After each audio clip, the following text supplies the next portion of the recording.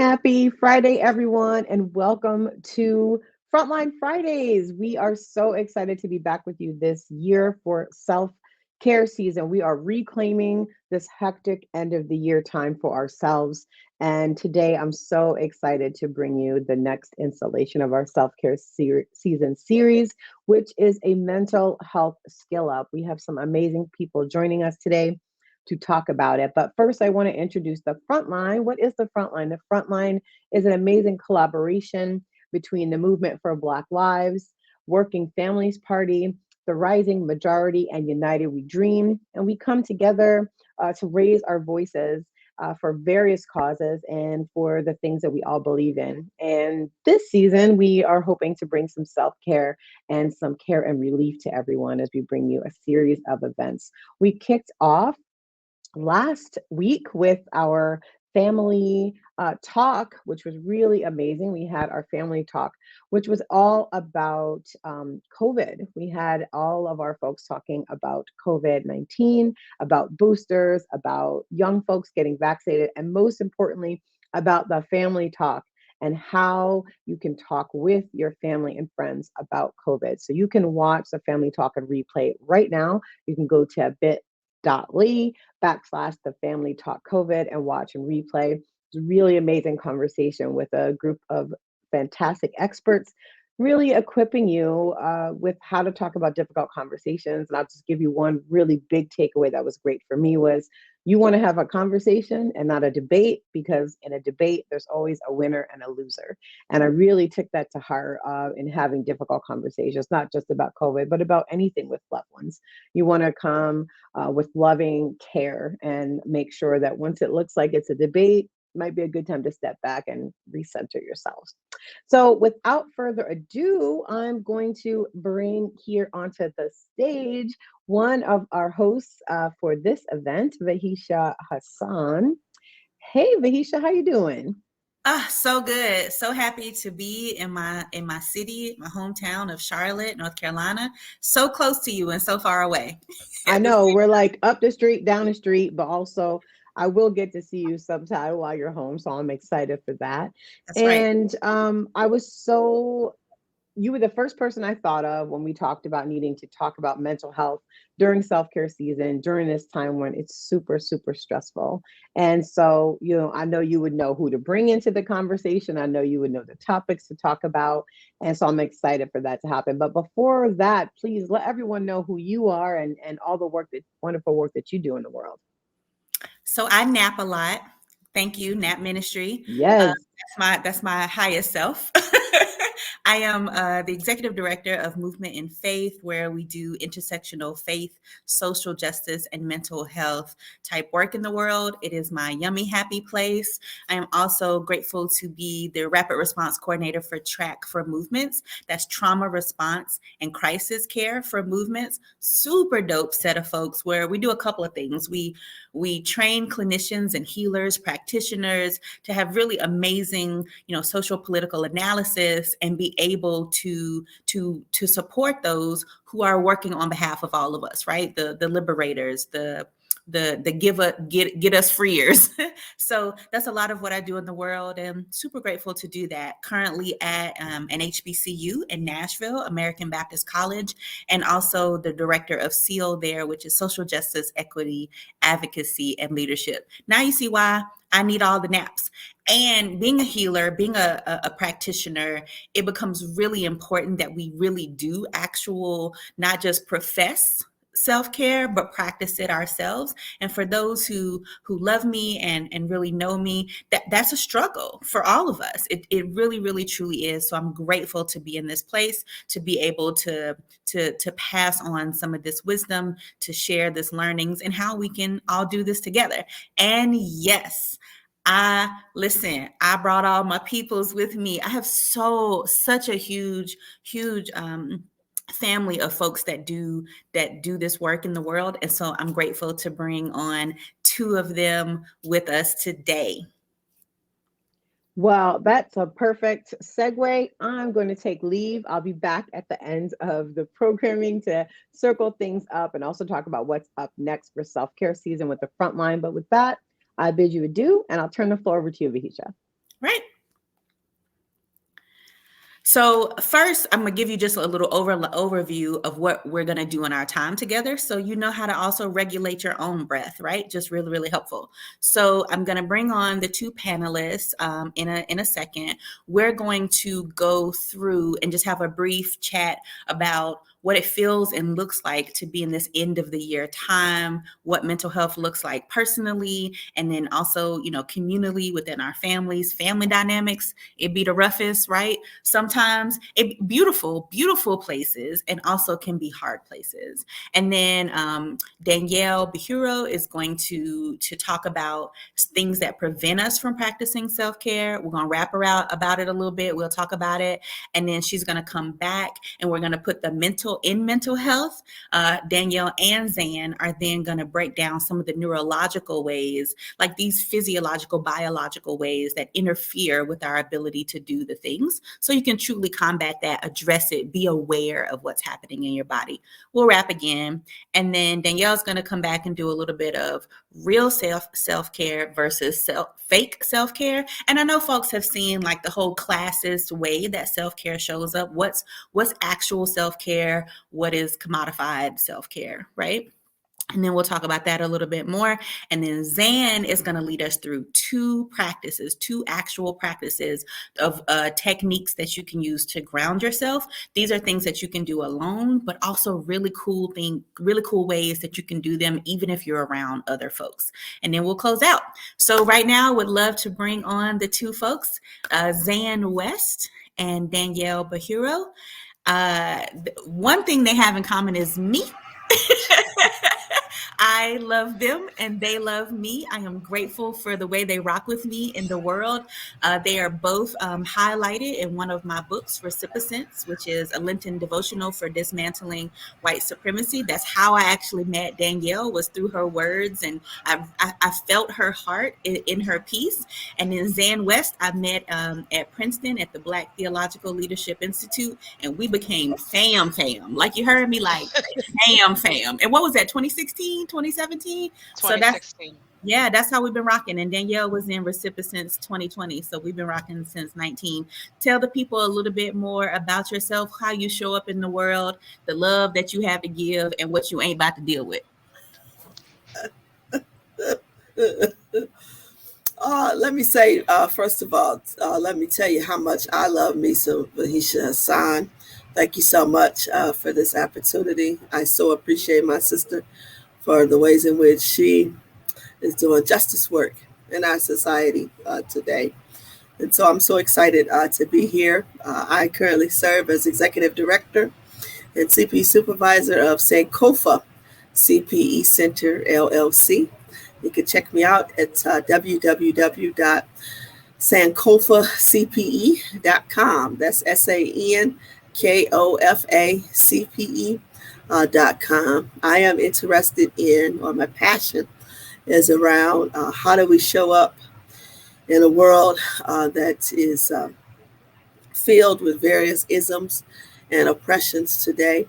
How do we show up in the world as chaplains and provide spiritual care that is inclusive of all persons in the midst of racism, sexism, homophobia, transphobia, ableism, Islamophobia, and a slew of other oppressions that exist in our world today. And so I am passionate about chaplaincy being more than just a space and place that exists within hospitals or healthcare institutions, but how do we provide spiritual care presence to persons who are victims of oppressions today?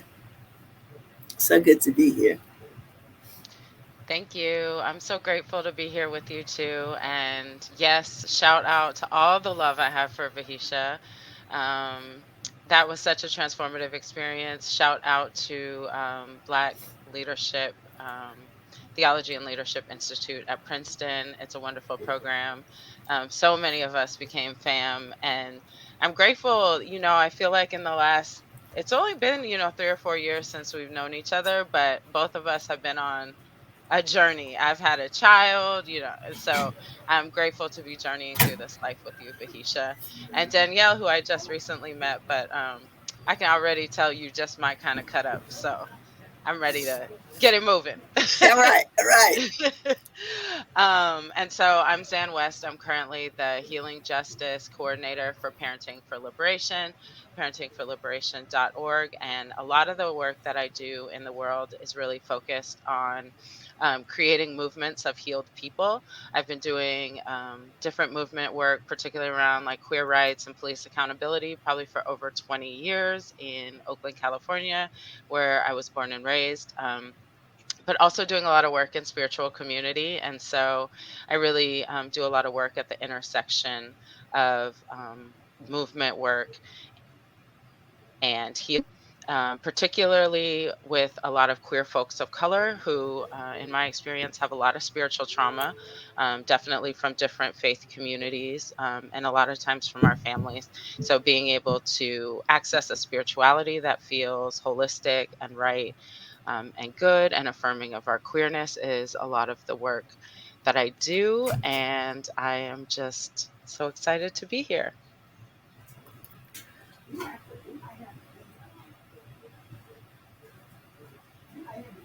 It would help if I was not muted. Okay, so same excitement. Super glad that y'all are here. Let's get into it. We at the end of the year.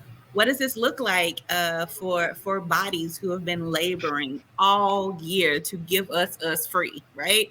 I mean, we have had some ups and some downs, some wins, some losses, some turbulence, some pushback. Just we've gone through so much, and all still in the middle of a pandemic, which is why last Friday's joint was so good. How do we even still have these conversations with our families? Some who think the pandemic is totally over, and then some who are, there's a spectrum of how we show up in what feels safe right now in a pandemic state. So let's talk about it. Let's get into this cognitive dissonance that we kind of rapped about, and our bifurcated selves. Who wants to jump us off?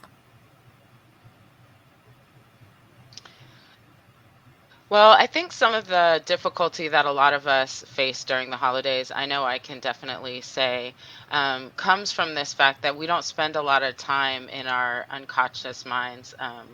We don't necessarily meditate, really get in touch with our emotional state for some of us. And so that means we're taking in all these, messages and input of this is the most joyful time of the year. It's so exciting. That's what Put the up song the says. tree. That's what the song says. That's what all the songs say, It's the right? most wonderful time, and you'd be like, Yep. And you're gonna put on Mariah Carey again and the Jackson Five, and you're gonna, go through all the motions. And like, let's be real, a lot of it is joyful. I love to go get a tree and I love seeing the lights, and it can be joyful, but that's not necessarily all it is. And so I think sometimes we can feel like something's wrong with us. We can really experience some grief when we feel in our bodies. Something is unsettling, something doesn't feel completely right, and we feel that dissonance. And so if we're not in touch with that part of ourselves, it can feel real conflicting and confusing. And so I think sometimes that's some of the overwhelming grief that we feel because, at the same time, I mean, how many of us have lost loved ones to COVID? I know I have. And that it's going to bring up that grief, the missing people from the table, the ways that we used to do these traditions that maybe we can't do them anymore. I know last Thanksgiving for me, feeling like the table was half the size that it used to be, I was grieving. So, really, giving ourselves the space to be united within ourselves, to realize that it's difficult to feel that grief, and yet we can have a more full and expansive version of the holidays when we're able to witness the full emotional range of all of the things. yeah, full emotional range is absolutely right, and we need that. Like acknowledging all of the things that come up for us, and not necessarily just like dampening it down, ignoring it, acting like it's not available and present. Absolutely. I so appreciate what you said, Zan. Something that I've been struggling with in my own personal life, and as I talk with other family members and colleagues and friends and other community members, I find myself grieving the ways in which during the holidays, I think there is a myth that we come together in the midst of not wanting to address family secrets that Mhm. have been unearthed in the last year. And so I find myself getting frustrated that my grandmother wants to now sit down and have group dinner with Uncle Chester, who has molested 2 or 3 of the little baby cousins, and now that's supposed to be moved away or forgotten out of our memory, and we're supposed to sit around the table and forget that, or we're supposed to sit around the table and forget that, or not pay attention to the fact that my aunt is showing up with a black eye, sitting next to my domestic violence perpetrator uncle. Or we're supposed to forget about the conversation my mother just had with me 2 weeks ago, saying that, I don't know what you're going to do, because when you die, you're going to go to hell, because heaven is not for gay people. And now I'm supposed to sit across a dining room table and look at my mother as she has just cast me to hell. And so I so appreciate this space and place of you naming, Zan, this cognitive dissonance, and the ways in which there are these unspoken rules that we're now supposed to forget about all the pain, particularly in our families, and come together for this one time of year. And I struggle with that. Mhm. I struggle with that I share that. tremendously.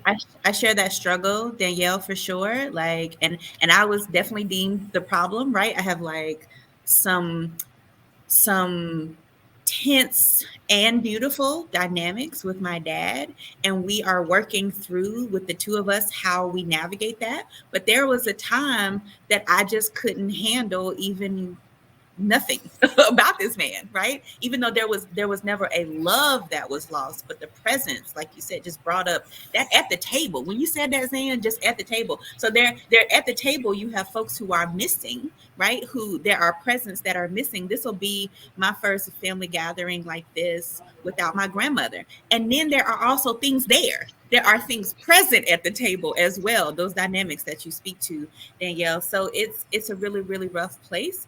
And so how do we navigate these things in our bodies? So we're going to kick it off with you, Danielle. If you can get into two of the things that prevent us from practicing self-care, so we can bring ourselves to this table, if we so choose within our agency. Yeah. So I have two favorite R words. I have two favorite R words: race, and religion. My two favorite R words. I wish they actually started with a P so that I could tell you I got three favorite P words. But since children are watching this show, I won't say what they are.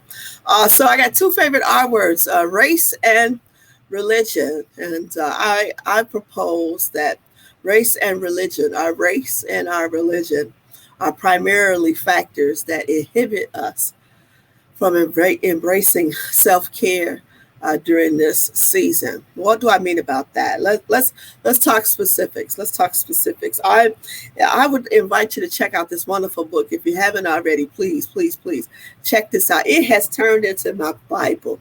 I love this book by the incomparable Reverend Dr. Shaniqua Walker Barnes. She has penned this phenomenal book entitled "Too Heavy a Yoke: Black Women and the Burden of Strength." If you haven't had a chance to check out this book, I want to invite you to check out this book. And she highlights this understanding that I just stated, that race and religion really keep us from practicing self-care, in particular to those who are Black women. What does this mean in particular? Let's start off first with race. In some sense, our inability to practice self-care is from African enslavement. You know, the time period of African enslavement that took place in this country from January 20th all the way to January 20th, 1619, all the way to June 19th, 1865. This is the time period of African enslavement when African bodies were transported illegally, immorally, unethically from the great motherland, the continent of Africa, then to the so-called United States of America. with 3 Ks. And persons of African descent were forced to work for this country against their will under harsh, physically, emotionally, and spiritually traumatic dynamics, being beaten, being raped, and more important, their dignities being compromised and stolen, and their own African traditional religions, ATRs, being now transformed and pushed into a white, Eurocentric, white supremacy centered Christianity. And it is during this time that European slave masters, white European slave masters, like to use a white supremacy, Eurocentric, racist hermeneutic of suspicion, or theological way of interpreting the Bible. And they use the Bible to promote this understanding that you shall not rest. Hence why, from the time the sun rose in the morning to the time the sun set, African enslaved bodies were expected to work on plantation fields and also domestics in the home, providing free labor and service under psychological trauma and terrible adverse environmental conditions. And anytime enslaved body was caught resting or taking a breath, they were often told not to. And in some sense, it is the Bible that was used. This Christian Bible was used to somehow promote this idea that God ordains your overworking. God ordains your overfunctioning. A popular scripture that was often used during this time is one that highlighted cleanliness is next to godliness. This scripture was used time and time again to tell African enslaved bodies, this is what God wants. This is what God wants. And so we find ourselves having to re-mythologize, as Katie Cannon says, re-mythologize this lie, this myth. And unfortunately, what have we done? As African American beings whose ancestors were enslaved, we have now carried this mindset 400, 500, 600 years later into now 2021. We now have participated in internalized racism, where now we have carried this mindset that European slave masters placed upon us. We have now internalized this mindset. And so now we hate to rest. We hate to rest, right? We believe if you are to be a strong Black woman or a strong Black man, you have to be working all the time. Let me show you how that shows up. That shows up in Saturday mornings when we find it difficult to literally just stay in the bed and watch Netflix all day. That shows up on Sunday mornings when we find it difficult to just stay at home and refrain from going to church. That shows up Monday through Friday, where we have difficulties asking for a day off from work and taking a day off, right? I want to invite you to think about how many times have you decided to just stay at home in your pajamas and not even put on clothes? How hard is that for us to just stay home and even stay in our pajamas and not even put on clothes? That's very hard for us because in the back of our mind, we have this mentality from our race, a mentality given to us by white European slave masters that continues after all of these years after the end of slavery to say, don't rest, work, work, work, work, work. I remember growing up, my grandmother would never let us sleep past 9 a.m. We could never sleep past 9 a.m. We'd always have to be up on Saturday mornings by 6 a.m., 7 a.m., 8 a.m. at the latest, sweeping and mopping, washing dishes, doing laundry, folding laundry, putting laundry out on a clothesline. And if my grandmother would see someone just happening to be sitting on a couch watching TV, she would say, get up, get a broomstick in your hand. What's wrong with you? In her mind, she could never conceive this notion of resting. And often a phrase that she would often use is, I will rest when I get to Restvale Station. That means death. That meant when she dies and is sleeping in her grave. And so we have to begin to ask ourselves, do we believe that rest is not entitled to us in this life, or is rest only entitled to us in the afterlife? We also must begin to reflect on the ways in which our religion has done us in. Our religion as African persons has done us in. Now, when I talk about religion, I'm going to center for a minute white supremacy Christianity. I'm going to center for a second white supremacy Christianity. White supremacy Christianity, again, uses biblical passages that highlight not resting, constantly moving, constantly being, constantly doing. And we often now have come up with cool, cute, superficial cliches that highlight for us, God wants you to keep working. Let me give you an example. An idle mind is the devil's workshop. We say that from time and time again. We say an idle mind is the devil's workshop.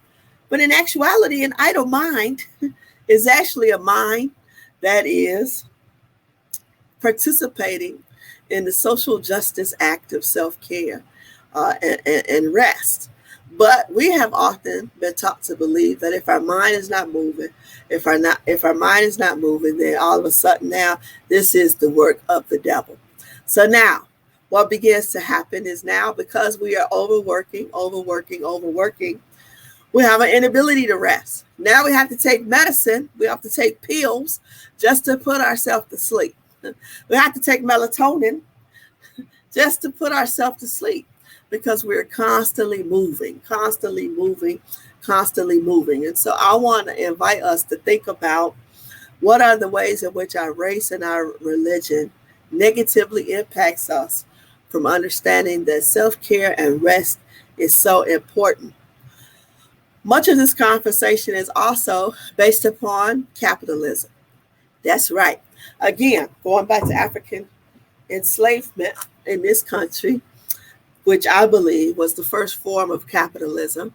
That is the unfortunate abuse and discrimination of buying and selling African bodies, that I say is the first form of capitalism to ever exist in this country. What are the ways in which capitalism continues to keep us running as gerbils or hamsters on a hamster wheel?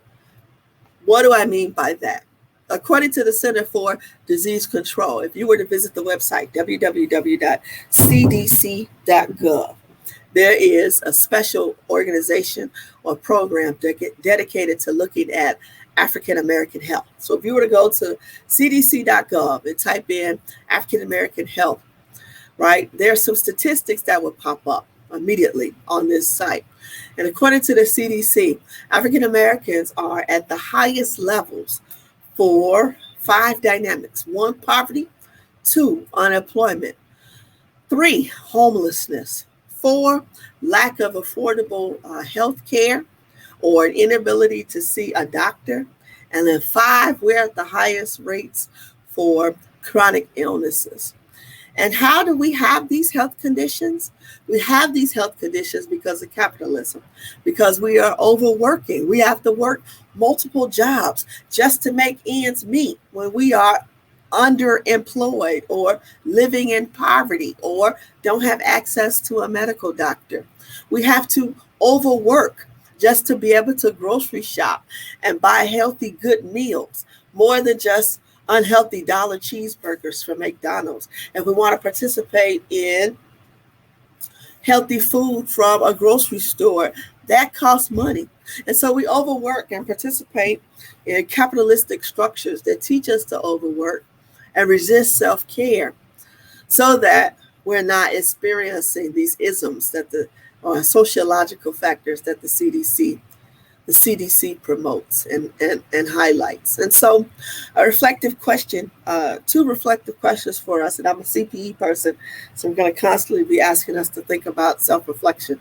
2 reflective questions for us is, first and foremost, how do we resist freeing ourselves from these myths that we have been forced to internalize, that we as a black people, as an African people of African descent, as a race, as an ethnicity, as a culture, should not rest and cannot rest. What does it look like to embrace resting, taking a nap on a Saturday morning? Let me try this. Let me give you a present day illustration or example. Try your best to spend at least one day a week. Maybe that might be Saturday. Maybe that might be another day of the week.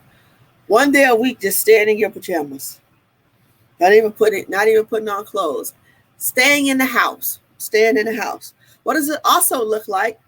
What does it also look like to resist this demonic device called this cell phone?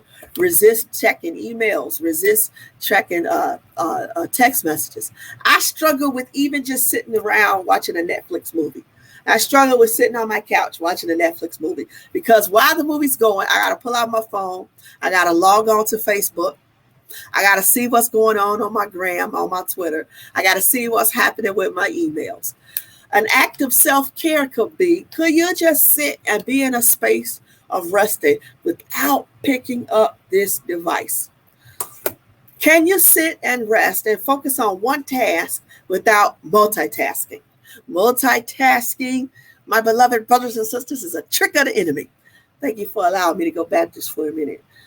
Can we resist multitasking? Can we resist multitasking? And so also in terms of religion, can we resist? Can we resist? Can we resist bad theology? Bad theology that tells us that the idle mind is a devil's workshop. Can we resist in our religious circles shaming and guilting people when they say that they want to sit and rest?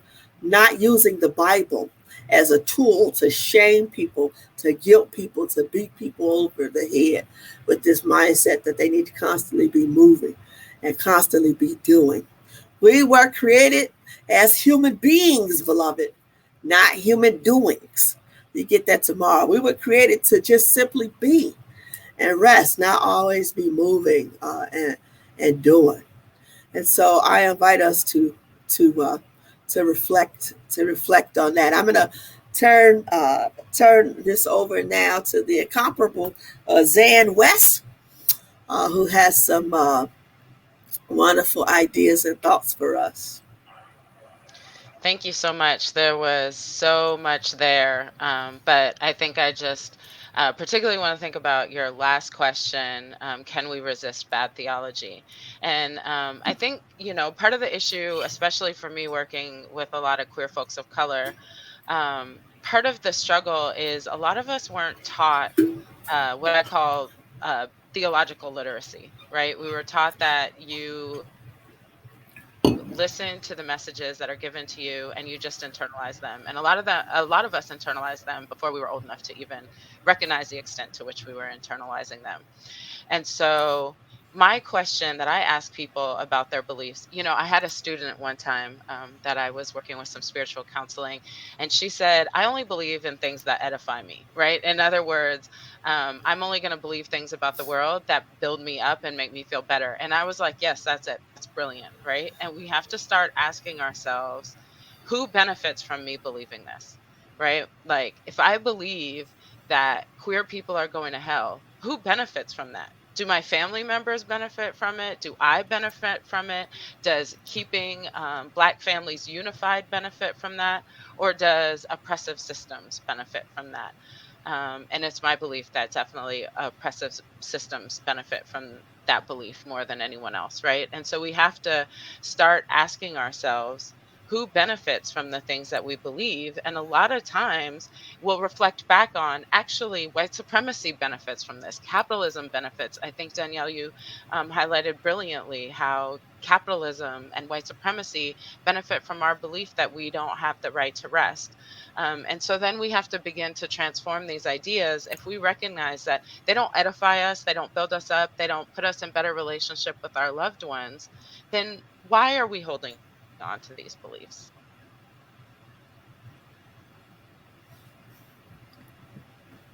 Absolutely. I also wanted to sit with that. My initial coming and holding space with the front line was talking about remembering our rhythms and our flow of energy, right? And so partly the rhythms were like music, but also like our bodily rhythms, our energy, our flow. And even if we go to the faith place of a Christian tradition, I mean, God rested, people rested. Every faith, I'm sure there's like some version or story or grounding in what rest in rest. I mean, meditation comes from somewhere, right? Like all the ways that we show up across faith spectrums, and it's ridiculous that somehow we have lost the validity and the holiness of rest. And to your point, Zan, who does that benefit? Who does it benefit to teach us to reframe rest in a way that only means that you are lazy if you rest, right? To reframe it in a way that if it removes you from extractive capitalism, like, right, who does it actually benefit? And so I appreciate that analysis and getting into that. So even thinking through that, I'm going to take your challenge, Danielle. I might say I'm not going to stand up, people, on today, but I already got my pajama bottoms on right now. I got on a actual shirt through a scarf on, but listen, I got on some comfy pajama bottoms right now. But it took me, I will say, it took the pandemic. Seriously, it took the pandemic for me to not feel like I had to like totally get dressed in an outside way every day in my house. But, and also, let me write. So for some people, it helps them to do so. It helps them to get dressed to feel like a person that day. So I get some of the differences in that, but that's why it's important to remember your rhythm, your energy, honor your body, what is helpful to you and not harmful. If the pajama pants is too harmful, like it impedes what your decisions, what you want to do, then don't pajama pants. But if you are unable to throw on these pajamas, if you are unable to sleep an extra hour one day a week, if you are unable to do those things, then seriously begin to ask, where did you learn that? Where did that information come from? Right? And to Zan's point, who does that benefit? Who does that benefit? All right, so we're gonna go right back to Danielle and Zan. Actually, Danielle's gonna get into the overfunctioning ways we function with anxiety, and then Zan is gonna totally nerd us out on neurology.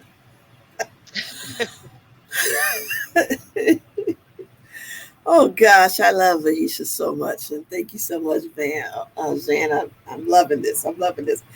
I'm also thinking about.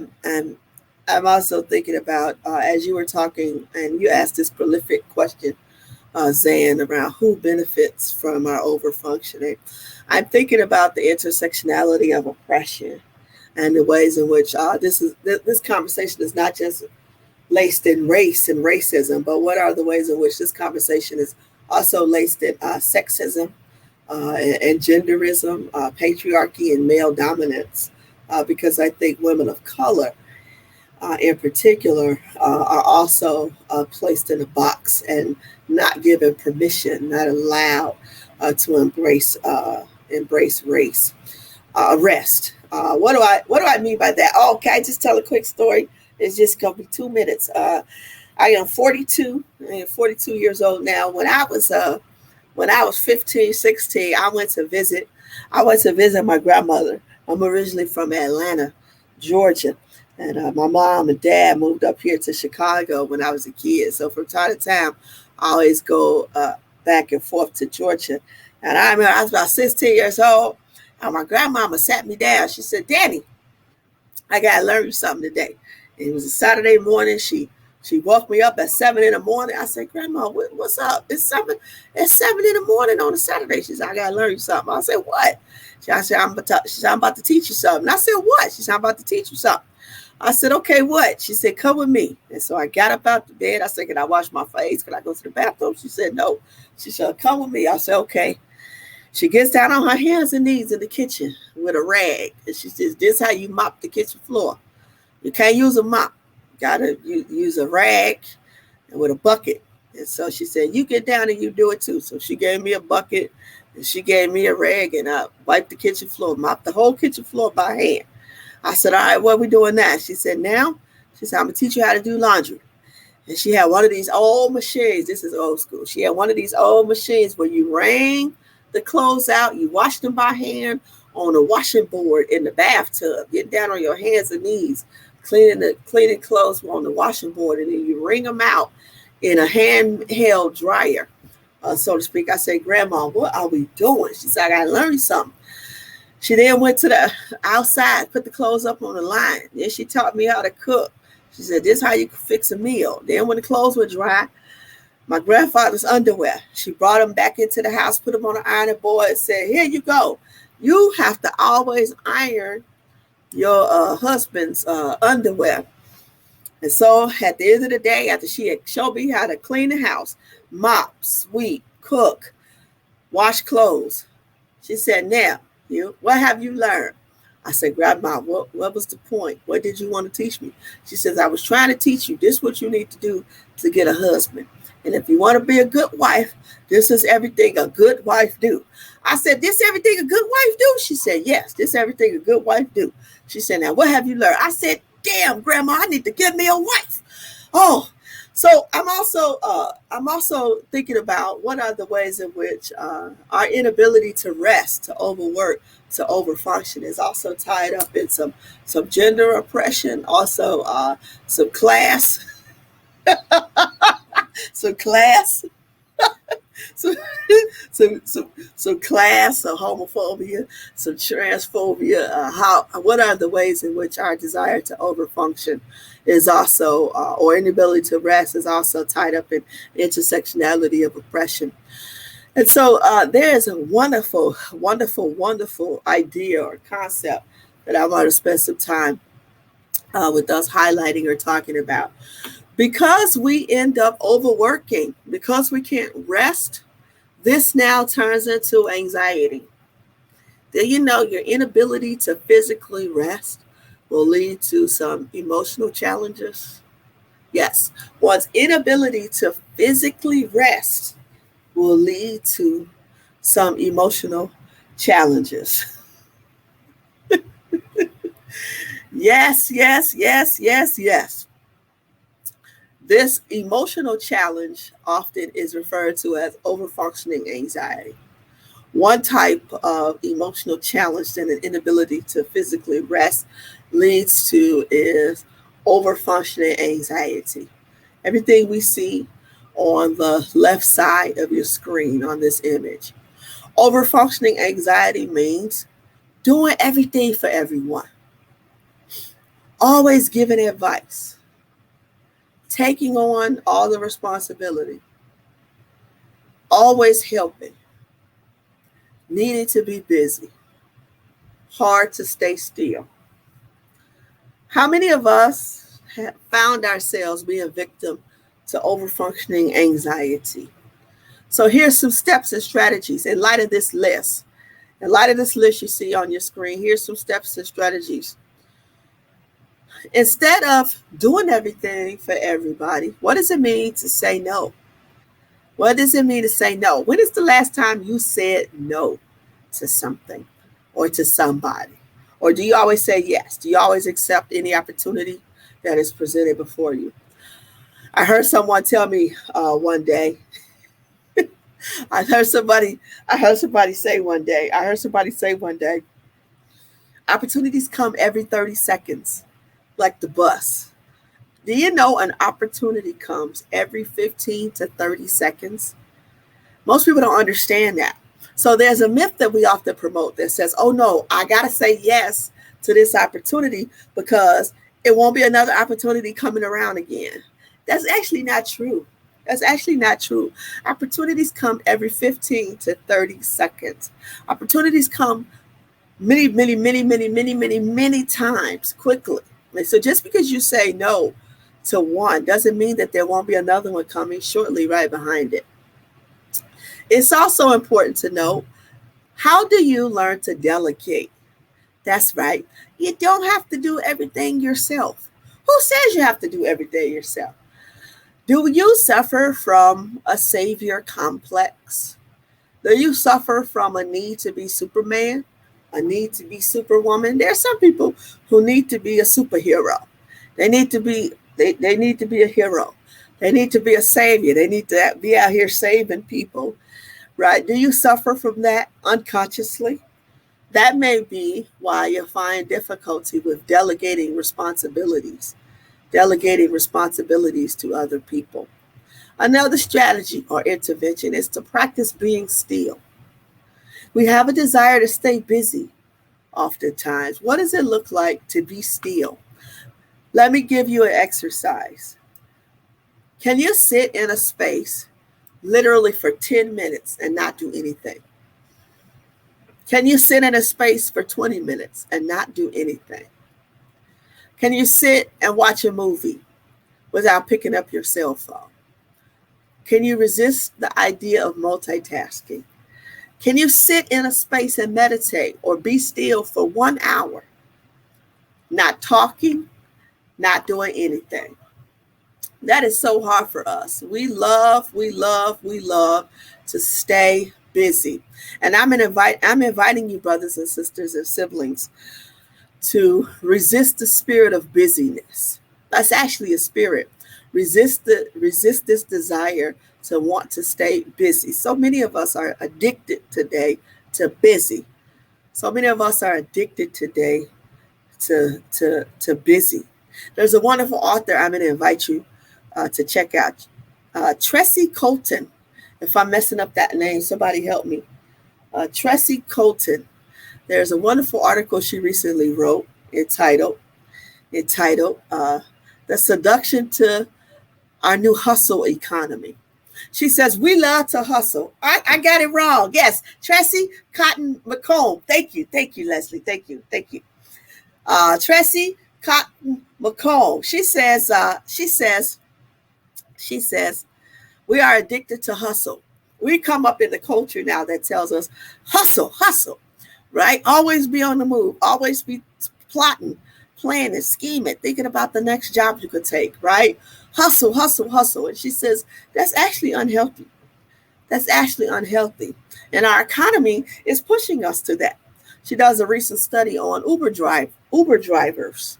She does a wonderful study on Uber drivers, and you can Google all of this to get these exact articles. She begins to say Uber drivers, for example, are taught they have to always hustle, be ready to pick up the next person, to commute and transport the next person. She says, and unfortunately, look at the wages that they are paid.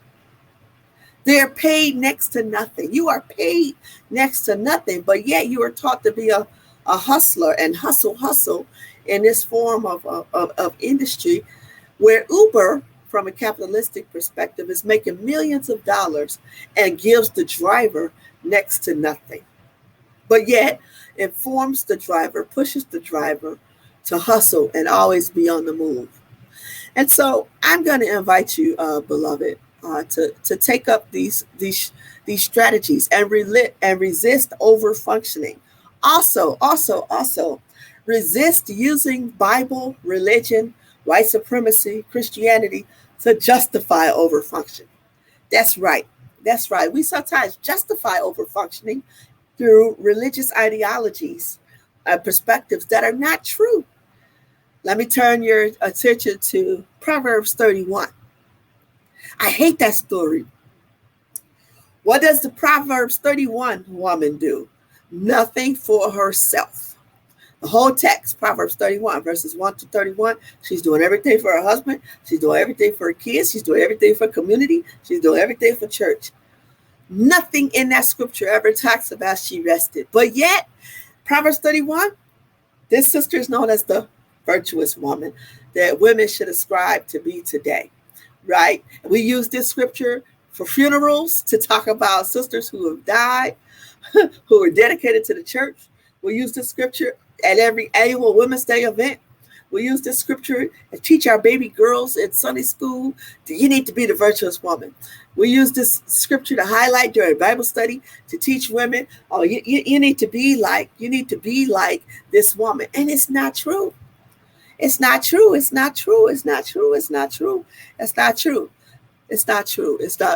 so we have to be careful.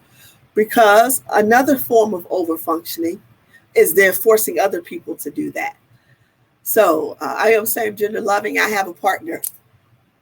And there are times when, I hope she doesn't watch this, there are times when if she's been at home resting all day, and it was a day that I had to go to work, I come home and I say, woman, where's my dinner? How come the house is not clean? What you been doing all day? Right? That's internalized sexism, internalized genderism, internalized homophobia and patriarchy. Right? What are the ways in which we have to make sure that we're not reiterating these messages to other women? Right? What are the ways in which we as women, siblings, family, are not reiterating these same unhealthy messages, forcing other sisters to do the same and overfunction right along with us? I think is also important to highlight. So how do we resist the urge to overfunction? I'm going to turn this back over to Zan. Please don't beat me up. I'll turn this back over to Zan.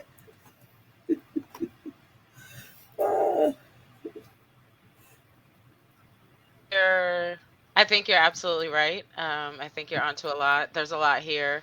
And, part of the struggle, I think, for a lot of folks is that, unfortunately, a lot of these are trauma responses. They're the ways that we've responded to trauma throughout our lifetime, maybe through, based in some childhood trauma. And unfortunately, a lot of these things we really receive a lot of accolades for, right? Like you say that, the way in churches they'll say, this is what a virtuous woman looks like. And I think especially as we enter into the holidays, we have all these images of the Instagram mom. I know I definitely face that in being a mom and a parent. And in the holidays, it's like, is the tree decorated? Did you get the right tree? Is the table set? How good is the food?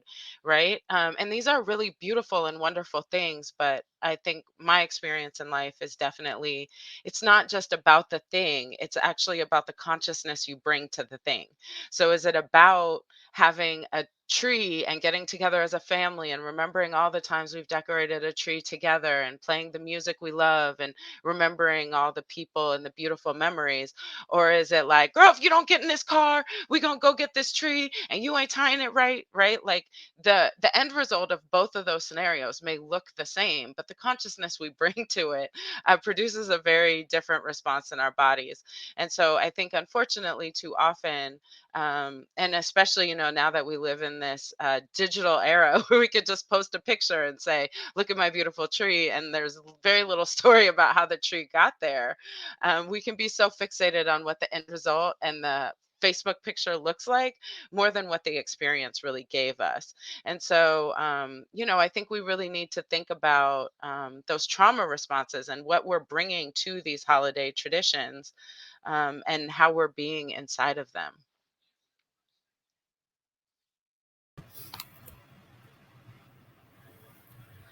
Thank you. Thank you. Hmm. I so appreciate you highlighting trauma in this. I so appreciate you highlighting trauma. In my own life, I was impacted by trauma growing up poor. I got at one point I was homeless when I was about 15. I was homeless, and we got evicted from our home because my dad was in between jobs, couldn't make the mortgage, was hiding late payments from my mom. I come home one day, all of our stuff is out on the streets with people picking at it, right? And my mother has to run around trying to figure out a hotel or a motel for us to stay in. And so I said, forget it. I ain't say that word. I don't want to mention the F word I said, but you get the picture. I said, forget it, or something like it. And I walked down the street to the gangster disciples that was hanging out. And I said, I want in, because I ain't never going to go another day without being hungry. I ain't never going to go another day without wearing pro wings, gym shoes. I ain't never gonna go another day without having a roof over my head. And if my mom and daddy can't do it, then I'm gonna figure out how to do it myself. And so now, fast forward, because I live my life getting up at 4 or 5 o'clock in the morning, standing on the corner. I still get up now at 4 or 5 o'clock in the morning, get dressed. For what reason? For what reason? Because I'm not going to stand out on the corner no more to sell nothing. It's But the I have. measurement. It's the measurement. How do we also measure these things that y'all just described? Like, so even when you said overproducing and underproducing, I think that becomes, there's a generality to that, but there's also a personal way. How do we measure what the baseline is? How do we even know? Like, right? And so is our baseline based on someone else's measurement, someone else's rhythm, someone else's tradition, someone else's whatever have you? And so what do we do? And so two things. One, I want to listen. I want to acknowledge I have been cutting up in the chat. So me and Leslie in here cutting up on the chat side. So Danielle, she trying to give y'all the goodness for the people, and we over here acting a whole fool, and she is laughing at us. So when you see her laughing, it's us. It's totally us. But I'm gonna bring up what Leslie even said right now, that there's a conversation happening in these internet streets, right, about a Black mom using an overnight doula, and going to, Zan talking about this measurement. So how do you measure being a mom? How do you measure what is overproducing, what is underproducing? And so having an overnight doula, they're saying she's lazy, that this is a depiction of her not being dedicated to being a mom, because she's able to afford, right? So let's be clear about the class. We got into that. She's able to afford support overnight. And if you go back a little bit, not romanticizing, but typically we were able to have all kind of grandparents, and again, we were a communal in a little bit of a different way, and not in a pandemic. So there's always been, to some extent, probably an overnight doula, but it was a family member that wasn't paid in the same way. And were they appreciated? Like, what was that deal? Was it an expectation? How do we navigate that, right? So I think it becomes important to also look at our measures. So for y'all, engage in this. What is your measure of productivity? What is your measure of self-worth? What is your measure of what is holy? What is your measure of what rest means? What is your measure of all of these things, so that you can navigate these dynamics for yourself and not be beholden to the measurement for someone else? It's time out for using other people's rulers again, because Zan already named who is being served by the rulers that we are using, by the measurements that we are using. So absolutely. So we're going to kick off our last segment. Danielle is going to talk to us about putting the real self-care versus fake self-care. And then, is that right? Okay. I didn't know if Zan had any more goodness to add to the seasoning and the flavor. But we'll kick it off to you, Danielle, and whatever you want to go into. But that real self-care versus fake self-care, I think. But I did want to check in if Zan had anything else she wanted to say or anything.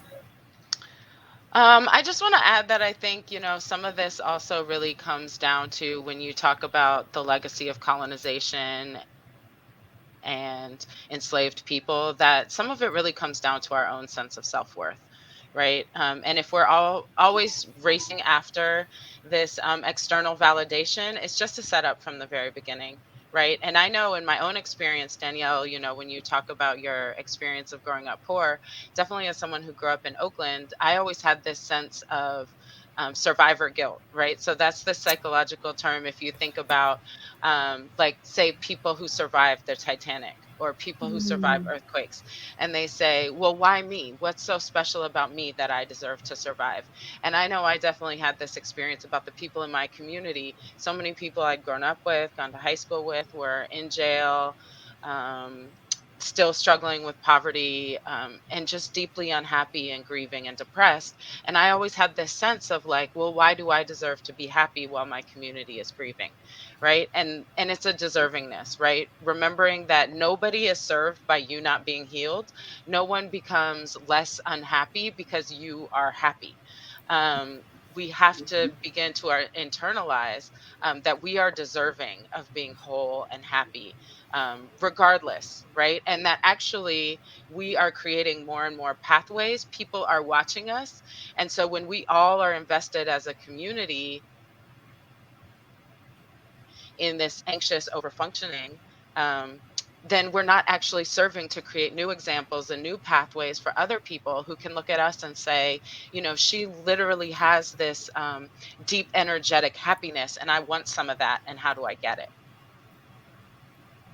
Yeah, that what do we deserve is so huge, and often not something that we ask of ourselves, right? What is it that we deserve in the moment, in this season, in this relationship, in this family, in this connection, in this community, in this workplace, like wherever your body is present there, you deserve so Hmm. much in that space and so much in your own space. And so I think Yeah. that's a really good prompting of a question. And not deserving because we've done something, right? Right. Deserving because of who we innately are. Right. Not a it still goes back to this concept of it being earned. You've earned something. Even Danielle, the story of your grandma, right? She over here washing drawers because she wanted to earn a husband, right? Listen, he wouldn't have, Look here. I'm not even I gonna go be, there. I be, He I wouldn't be have trying to, a I be, look here. I be trying to tell my partner, come on, get with it. What's the no. problem? Listen, tell your partner to call me. None of those things. None of that. None I of that. I told my partner last night, I said, we need a wife. She said, it ain't me. I said, well, it ain't me either. So we need a wife.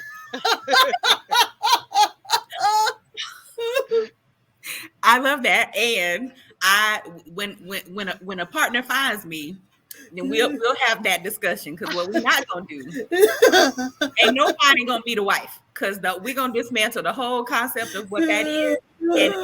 And again, what we deserve in the relationship. Like, so bring in the beauty, but again, not because it's something somehow that you've earned, like because you breathe, you deserve goodness, you deserve Yeah, joy, you deserve rest, you deserve abundance, right? Like you deserve, even hear that, you deserve abundance with your abundant breath. yeah, And most And people yeah, would absolutely think that abundance means more than you need. That's the typical connotation, right? Definition of that. What? Like, so even whatever the more is, we deserve, y'all. We deserve that. That's absolutely right. Go ahead, Sam. yeah. No, I was just gonna say, and I think some of it, I'm gonna get into this a little bit later, hopefully, but some of it is really about embracing the mess, embracing the chaos. Just like take a moment to take a deep breath and move past what you think it would feel like to have someone come over to your house for whatever dinner, and they look around and they like, this house is a mess, and you like, sure is. Right? yeah, Um, yeah, yeah, and you know that your spirit is intact, your spirit isn't in chaos, your spirit isn't in dysfunction, and that is your priority. And so if they looking around at your house, you like, it's all good, right? What does that look like and what does that feel like? Because sometimes I think we get too caught up in, we want to make the things look like they're in perfect order because we think that's a Mm. reflection of us, and it's just not. Because then we sitting at the table and mama say something that reminds you of when you was 12, and now you snapping off because you ain't even took a deep breath all day, All right? day. listen, All Yeah. day. And what is really the priority, right? And so I think we have to just be able to learn how to embrace the mess, embrace the chaos. The world is in chaos. Why wouldn't we be in chaos? And just embrace that and integrate that as part of who we are. Yeah. And I thank you for saying that, because that's a hard place for me for sure. I would be undone if someone came into my home and at any point used the word mess or unkept or whatever. I mean, I would, oh my gosh. And I'm not like super extra over the top, has to be like perfect, clean, if you will, but I probably tidy quite a bit. Yeah, like my mom is doing it right now. So Leslie is blowing up the comments and talking about how, like, so we're talking about when folks come clean. If you have folks that come clean at your house, I have so many bodily chronic like kind of things. I absolutely need someone to come clean as part of a support for me being a well person in the world. And so I'm really, really grateful for this woman, Jennifer, who does that for me. And I finally got my mom to a place to be able to do that. But she is right now today. I'm at my aunt's house because my mom is running around cleaning before the woman comes to clean the house. And then she's still cleaning while the woman is cleaning the house. And I was like, Make it make sense. What are we doing right now? Like do you see her? Like I feel like I'm on TikTok. You see her? I see her. You see me? I see me. Like what is happening? Right. She's right here to do that cleaning. So at what point do we even allow ourselves to be supported? Like think That's it. about that. Do we That's it. even allow it to be seen as support? And notice I said that this woman comes to clean my house, and that is a support for me. And I treat it like a support. I'm appreciative of her, and I'm grateful for how it allows me to be a human in the world. And that's the deal. And I hope that for all of you that are listening, I hope that for all of the folks that are in different intersections of oppression, I hope for an abundance of support, an abundance of breath, an abundance for grace and forgiving, even when you've been really hard on yourself based on these measurements that you did not create, right? All right, close us out, Danielle, with the real self-care versus the fake self-care, at least from the kind of theoretical framework. And then Zan is going to lead us in some practices where we can all just get a little more free. Thank you. Thank you. Oh, man. I want to say thank you so much, Zan. Thank you so much, Fahisha. You all have helped me in these moments this evening. So much you've said has touched me, and I'm writing in my journal. Thank you so much. Oh, man, there is such thing as fake self-care. Oftentimes we throw that word around. Self-care, self-care, self-care, as if all self-care is good. All self-care is healthy. That's not true. That's not true. That's not true. There is a such thing as fake self-care. And so during this hashtag self-care season, we want to highlight, please practice good, healthy self-care. Real self-care is fueling your body with food that gives you energy and helps you improve your mentality and your physiology. All right. It's not self-care just to go to McDonald's, Popeye's chicken, and just eat a bunch of unhealthy food. That's not good. That has an effect on your mental health, and it has an effect on your body physically, right? Drink water. Drink water. Drink water. Be kind to yourself. Be kind to yourself. Be kind to yourself. Set boundaries. It's okay to say no. It's okay to say no. You are not indebted to invite toxic family members over for Thanksgiving dinner. You are not indebted to invite toxic family members over for dinner. Set boundaries. Say no. Spend time with people that enrich your life. Spend time with people that love you. Spend time with people that support you, affirm you, not just people who tolerate you. You don't have to invite family members over who just tolerate you, but invite family members over. Spend time with family members that affirm your being.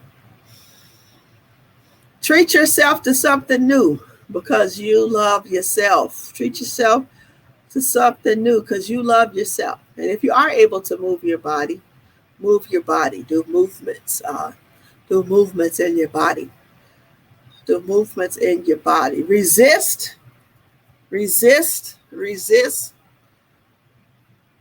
Resist. Resist. Resist. Buying anything that promises to make you love yourself more, or working out as a punishment, or attending a class that shames your eating habits or your appearance. Resist dieting.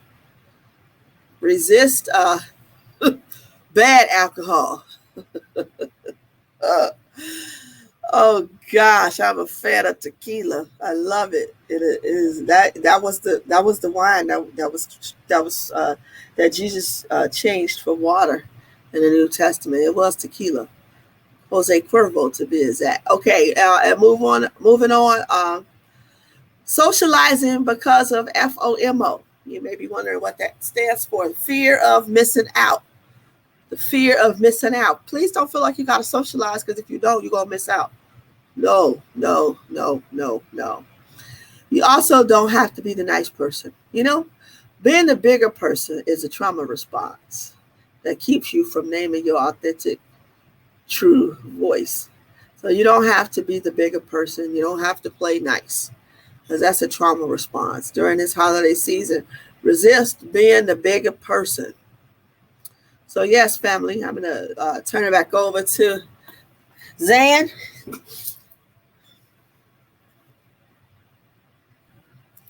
think you're on mute, my sister.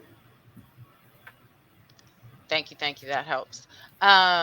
Yeah, I think part of what we're seeing is really this commodification of self-care, right? It's become this mode of capitalism. And sometimes it can really just feed into the overfunctioning, right? And so I think sometimes the real question of what is real self-care is what really calls me into greater presence with myself, what really regulates my nervous system. And those can be very different things for different people. I don't think necessarily anyone should say, this is what you need to do for self-care. But I think it really, the question for me regularly is what calls me into better relationship with myself. Thank you, my sister. Hmm.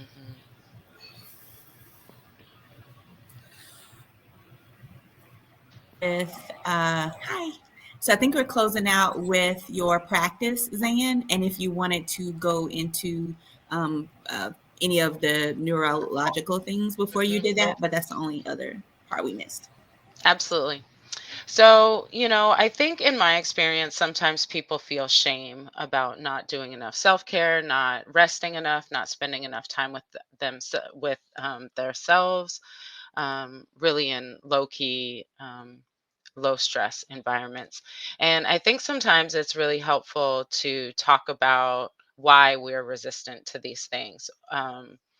Or sometimes why it's hard to actually access.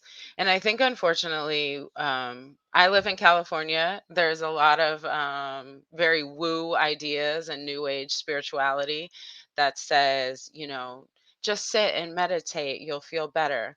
Now, if the worst thing that happened to you that day was that someone didn't make your latte correctly, then maybe that's true. But for the communities that I work in with queer folks of color, folks with disabilities, folks that are housing insecure, it's not that easy. The level of trauma that a lot of us are experiencing is really a high level of trauma. For me, someone who's currently navigating state systems, the level of trauma is a high level of trauma. And so when it comes to really sitting down to be present with that level of grief, like when I tell you I'm ugly crying, it's ugly crying. It's literally on the carpet, crying out, like, for my Christian folks out there, I tell people it's like that Psalms kind of like, how long, Lord, how long? It's not just take a couple breaths and you'll feel better. It's really, really hard work. And so I understand the temptation to run, because it is really hard, difficult work. And I will say that coming out the other side is a beautiful place, because in my experience, too often when we don't take the time to be present to what we're actually feeling, it comes with us everywhere.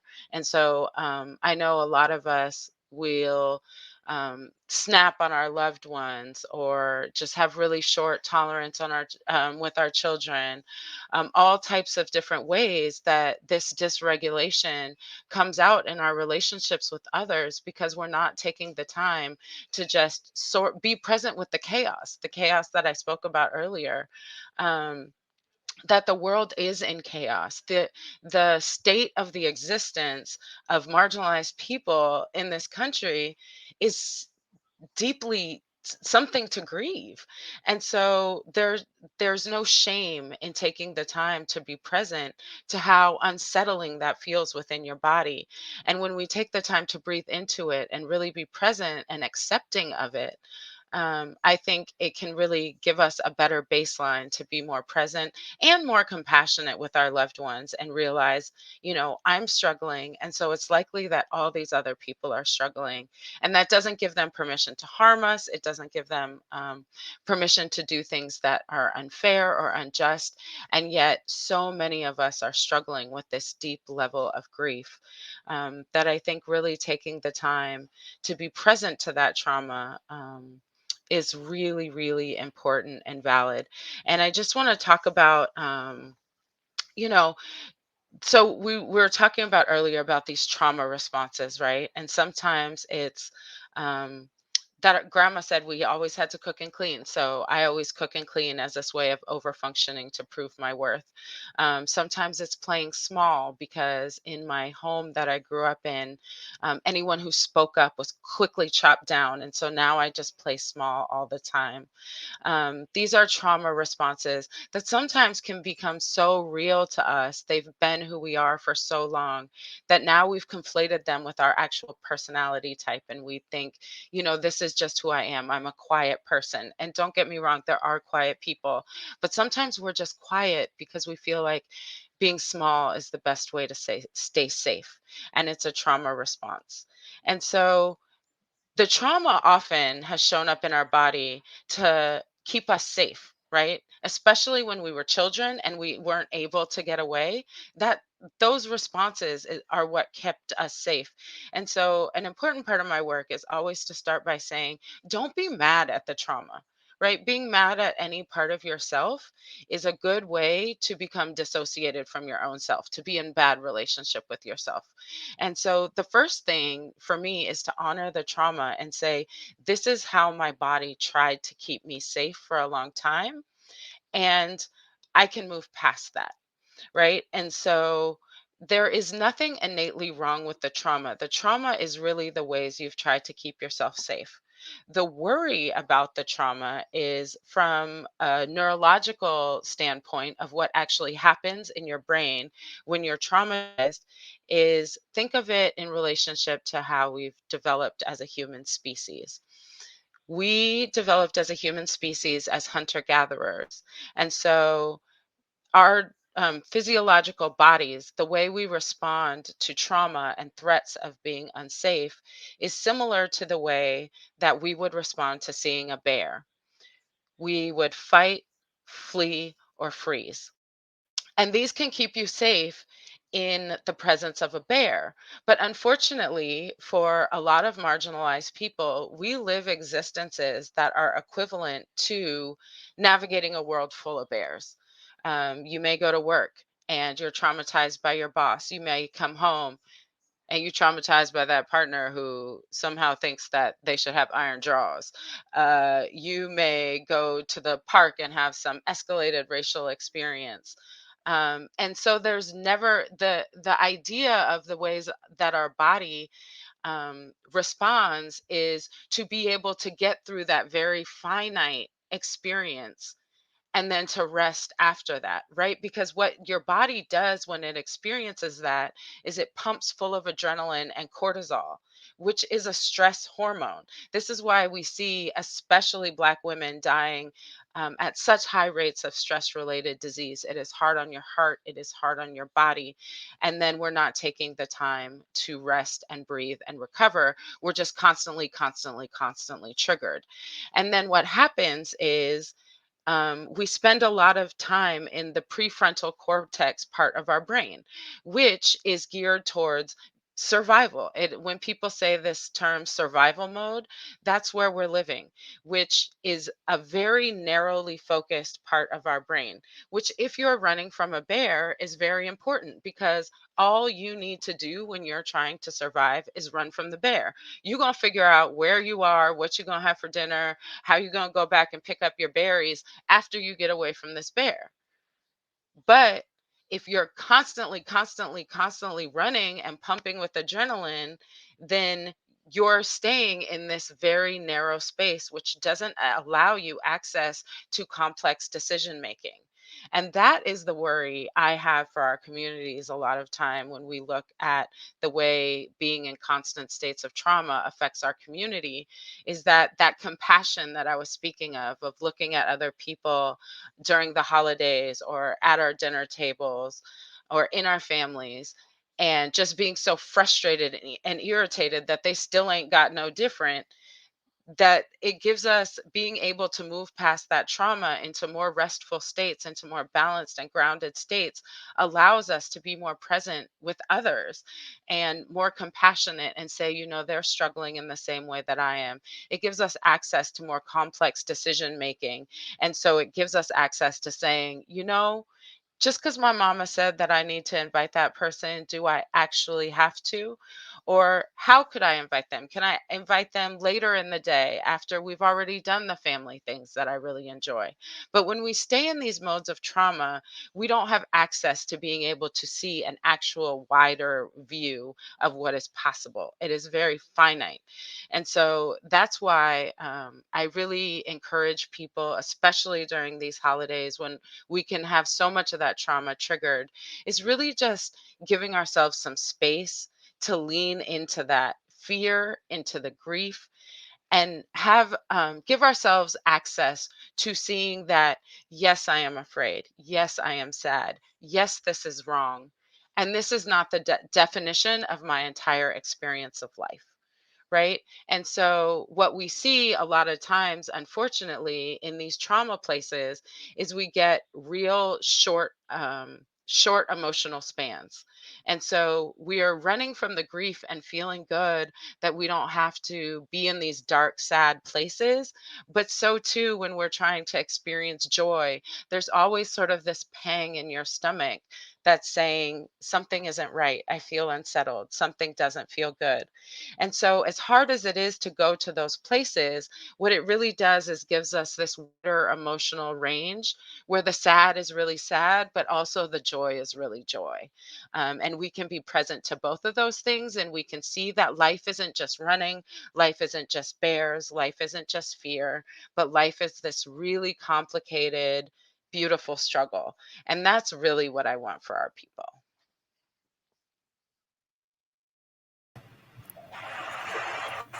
Ooh, same. We all want that. Will you lead us and our people in a practice on how we can begin to embrace some of that for ourselves, and we will follow along. Absolutely. So there is a wonderful book called The Body Keeps the Score. And it talks about how, so many, what is, sometimes what I like to say is a beautiful curse about marginalized people is that in that overfunctioning, there's so many of us who say, I was so productive. We'll ask each other, did you get a lot of work done today? And yet, it's so, so common, especially in the work that I do with Black women, but for all marginalized folks, that we'll be getting so much done and we're not eating, we're not sleeping, we're not doing basic functioning, right? I come from a long legacy of Black women insomniacs because of the level of anxiety, and the body will keep the score. So many of us go to the doctor, and the doctor will say, there's actually nothing wrong with you. But our body is like, pay attention to me, please. We tried through your brain. Your brain ain't doing nothing to shift. And so now we're going to do it through the body. And we be just walking around, dragging, talking about my back hurt, girl. That's the trauma, right? And so this is what is called a somatic practice that's really about moving the trauma and the grief through your body. And so I'm just going to invite you to get into a place that you can hold for about 3 or 4 minutes, preferably with your feet flat on the ground and your hands placed in your lap. And I'm going to invite you to close your eyes. And if you don't feel comfortable closing your eyes, then you can just lower your gaze so that you're not necessarily looking at everything that's in the room. And I'm going to invite you to take a deep breath in with me and a deep breath out. And a deep breath in and a deep breath out. And now I'm going to invite you to take the deepest breath you've taken all day, all the way in. I want you to think about drinking that air like you're drinking water all the way down into your belly button. And then release. And now I want you to relax into your body and notice a place in your body that feels like ice.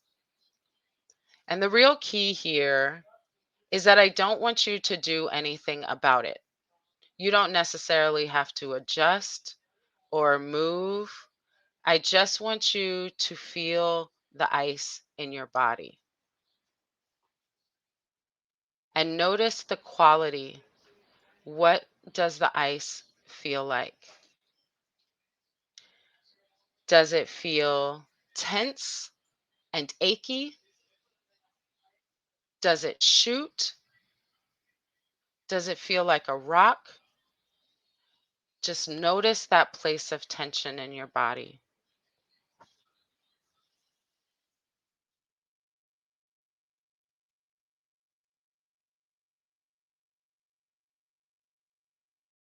And now I want to ask you to invite in the quality of water and to ask that place of ice in your body what type of water it needs.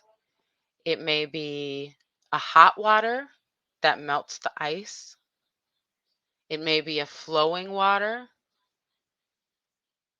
that will just move right past the ice. It may be a slow water and the ice just starts to drip. But I want to ask you to invite in the element of water and keep breathing.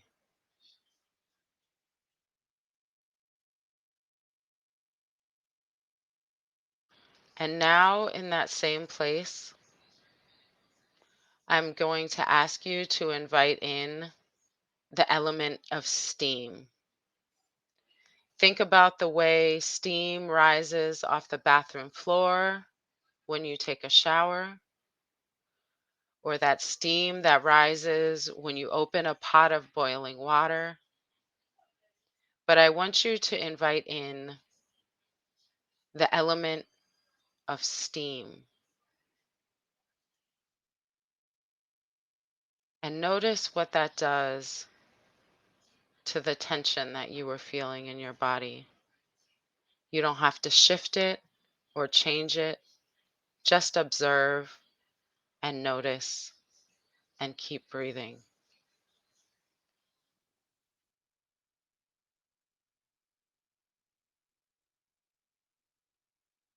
And now I'm going to ask you to turn your attention back to the video, to slowly open your eyes, take a deep breath, and come back into the room with us. Thank you so much for doing that practice with me. I really love this because this is a practice. You can do it over 20 to 30 minutes if you have that kind of time. But also, I'm so quick to be in a meeting and be like, hold on, y'all, I got to go to the bathroom. And I'd be in that bathroom like ice, water, steam, ice, water, steam.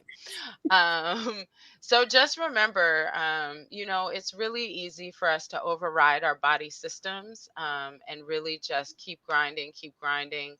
I think about this as someone who, for a time in my life, was a runner. It's possible to keep running past what your body can actually do, but at what point are you just grinding away at your joints? And really actually harming your body. It's actually a very similar thing with the way we function through life, right? At what point are you just pushing past your body's natural cues that you need to slow down? And so I hope that this practice can get you in greater relationship, not only with your internal self, but also just in better relationship with your body. Thank you. Danielle's face said it all. But we all, when you said come back into the room with us, I heard your voice the whole time, and I was like, oh yeah, that's right. We on the whole thing.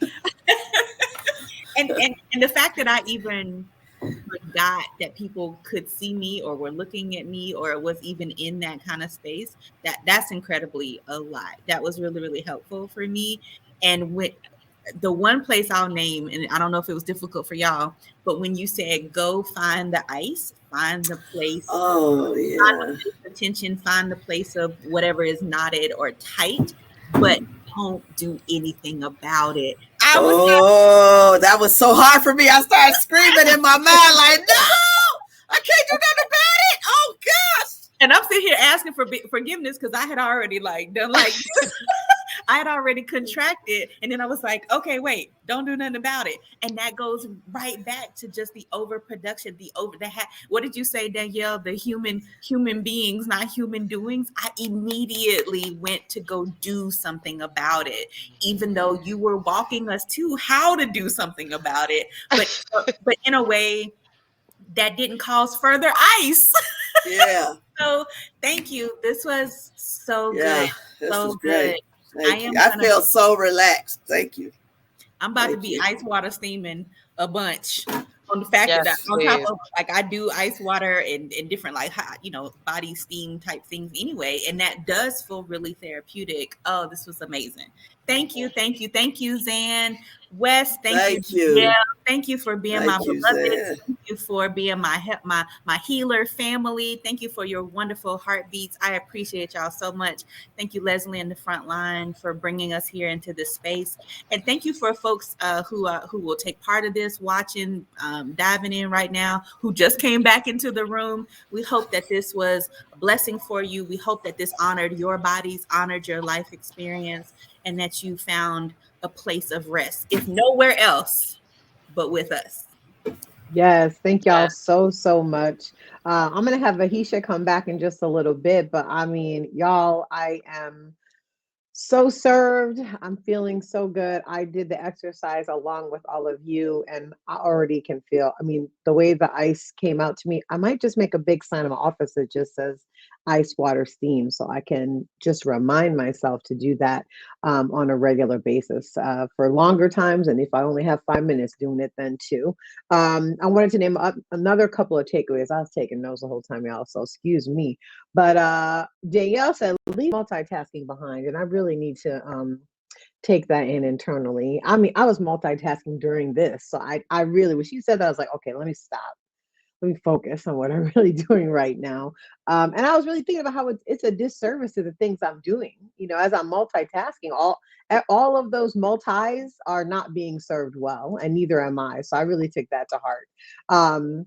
When Zan said, the things are not a reflection of us. Whew, I was just clapping here in my office because so often we find that it becomes about the things. It becomes even my inbox being, bombarded with Black Friday emails, and also these histrionic emails about you have to buy now or else the things won't get there in time. And it's added even more additional pressure onto me. And so I really took that to heart. And then lastly, life is not just running. Whew. It's not just running, y'all. That is what self-care season is all about. That's why the Frontline really wanted to reclaim this end of the year period that we spend in such a frenzy and say, no, break these cycles, stop these difficult ways in which we contort ourselves when this is supposed to be a time that we let our shoulders down. Let us have extra time, have that extra cup of tea, spend an extra few minutes with somebody. It's not about the things and it's not about running. So I'm really taking that to heart. And speaking of which, we've got a lot more coming for you for Frontline Fridays, which I'm really, really excited about. First up, next Friday, December 3rd, we have our family dinner party, which I am so excited about. We have Chef Aisha coming out from Round Midnight table. She's going to come and teach us how to make, I think it's a blackened catfish and kale salad meal. It's going to be really amazing. She's going to be teaching us the difference between blackening and charring. She's going to talk about how you massage your kale right. I don't know nothing about that, but I'm excited to learn. We also have bartender Barry, the newlywed bartender Barry, joining us. He's going to have a special mocktail and cocktail I think that recipe is actually going to be out this week. So you can get the ingredients ahead of time. We can all share a drink together. And if you don't have alcohol, that's fine. There'll be a non-alcoholic version as well. We have DJ Plexus, Mercedes, who's going to be joining us as well to make sure we have some great music to enjoy together. And it'll just be a time to relax and enjoy some time as this season gets underway. And then the following week, we have a very special live concert with Kindred, the Family Soul. I'm so excited to have them join us once again. They're also going to do a talk back with us to really talk about how it's been for them as artists and their fellow artists in this time. And I'm so excited to welcome them back to Frontline Fridays. The last concert was so amazing, and this one proves is going to be just as good. And then for our last one, I'm going to invite Fahisha back on screen because she's going to be leading this last event that we're going to be hosting. And so, Fahisha, I don't know about you. I've done vision boarding before. I know it's stuff people go. My hairdresser does one here in Charlotte that everybody gets invited to, and we bring our food and our drinks, and we do the old school cutting out of the magazines and all of that stuff. But I thought to myself, what if we did a virtual vision board party with our Frontline family and invited you to come along with Melissa and talk about what that's going to be. So fill the folks in. What's it going to be? December 17th, 7:30 p.m. Eastern time. Everything is 7:30 p.m. Eastern time. And what's that going to be like? What should people expect? I was like, wait, you vision boarding already? We jumping into February. You casting, that's casting vision. Casting forward, right? I'm already casting forward. I love it. Well, this time together today was about how to end out this year in a well way, well in our bodies, well in our minds, well in our hearts. But then also how for the vision boarding, how can we manifest forward? Right. So that's what this is going to be about. How are we manifesting forward? And I get that I sit in learning with my beloveds, Anasa Troutman and Ebony Janice. And listen, them some manifesting Black women. You heard me? So that's what we're going to do. We're going to have some prompts for you. We want you to get all your arts and craftsy, just all your good, just bring your glitter, bring your markers, bring your favorite colors, bring some family things, bring all your elements together. Absolutely have a beverage of your choice available. We're gonna do this together. So we're gonna have some prompts, and me and my bestie, listen, Melissa McDaniel and I have been besties for 27 years. And that's a long time of arts and crafts. I asked her the other day if she had this project that we did in 11th grade for DECA, and she was like, I might need to find it. So we're gonna bring that back in us, and we're gonna share it all with you. So we're gonna totally just geek out with all of the arts and crafts, but in a way that reflects you and reflects a visioning and a manifesting forward of what is possible and available and accessible. And again, like we said, what we deserve, and not from an earned place, but just because you are worthy. Just because you are worthy. I love that. Just because you are worthy, and we are all worthy of abundance. I love that. Folks, you can go to bit.ly/frontline self-care season to RSVP for all of these events. So again, we've got coming at you. We have our family dinner next week. The week after that, Kendra is going to come and bless us with some amazing music. And then Fahisha is rounding out our self-care season with our 2022, which I can't believe I'm already saying that out loud. Already. 2022 vision board party. Forgot it was going to be a DJ, so we're going to have DJ and music, yes, right? We're going to have music in the mix. We're going to have some swag. Come get some. It's going to be some fun stuff you deserve. Come on. All the stuff, all the things. It's going to be great. So make sure you follow the Frontline on all our social media, and also again go to bit.ly/frontline self-care season to RSVP for all of these events. We cannot wait to have you all, and we will see you next time.